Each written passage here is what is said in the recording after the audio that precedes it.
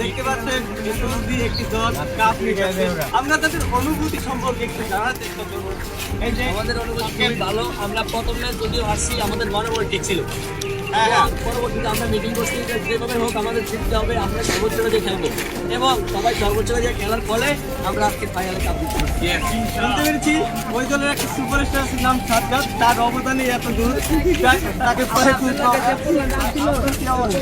আমার অনুভূতি হচ্ছে মানে আর কি ওই বিটে বিটে যেরকম হয় ওইরকম। ভাই যে কখন কোথায় দাঁড়ায় বাইরে একটু দেয় নেই, খেলার পর মাঝে মাঝে দেখছি একটু দৌড়। আমরা আবারও সেই চ্যানেলে চলে এসেছি। সেই দর্শক দলের ক্যাপ্টেন, আমরা তার অনুভূতি সম্পর্কে জানার চেষ্টা করবো। I am feeling so good. How feel এটা আমরা জানি না। This is very and this is so much